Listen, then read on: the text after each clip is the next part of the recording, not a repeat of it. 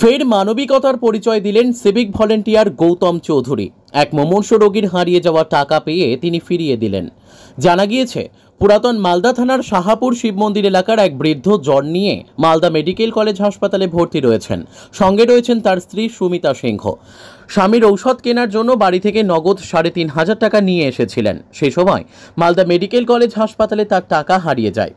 অন্যান্য দিনের মতো মেডিকেল কলেজ হাসপাতালের জরুরি বিভাগের সামনে কর্তব্যরত ছিলেন ইংরেজবাজার থানার খাসকোল এলাকার গৌতম চৌধুরী নামে এক সিভিক ভলেন্টিয়ার। তিনি মেডিকেলের জরুরি বিভাগের সামনে একটি মানিব্যাগ পড়ে থাকতে দেখেন। ব্যাগ খুলতেই লক্ষ্য করেন নগদ 3,500 টাকা রয়েছে। পরে নজরে আসে মেডিকেল কলেজের সামনে এক মহিলা কান্নাকাটি করছেন। সিভিক ভলেন্টিয়ার গৌতম চৌধুরী খোঁজ নিয়ে জানতে পারেন ওই মহিলার টাকা হারিয়ে গিয়েছে। ছুটে গিয়ে সমস্ত ঘটনা শুনে তার হাতে সেই হারিয়ে যাওয়া মানিব্যাগ সহ টাকা তুলে দেন ওই সিভিক ভলেন্টিয়ার। এদিকে সুমিতা সিংহ নামে ওই মহিলা জানান, তার স্বামীকে মালদা মেডিকেল কলেজ হাসপাতালে জ্বর নিয়ে ভর্তি করেছেন। স্বামীর ঔষধের খরচের জন্য বাড়ি থেকে প্রায় 3,500 টাকা নিয়ে এসেছিলেন, কিন্তু সেই টাকা মালদা মেডিকেল কলেজ হাসপাতালে জরুরি বিভাগের সামনে পড়ে যায়।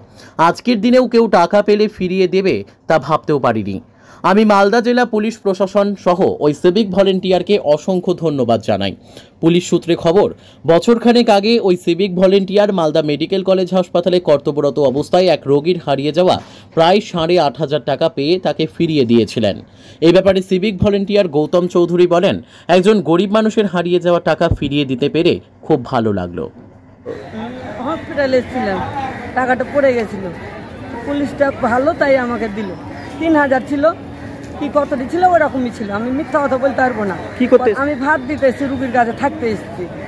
হ্যাঁ, আমার মেয়েটাকে পাঠাবো, ছোট বাচ্চা আছে বলে পাঠিয়ে আমি থেকে যাবো এখানে বাড়ি শাহাপুর।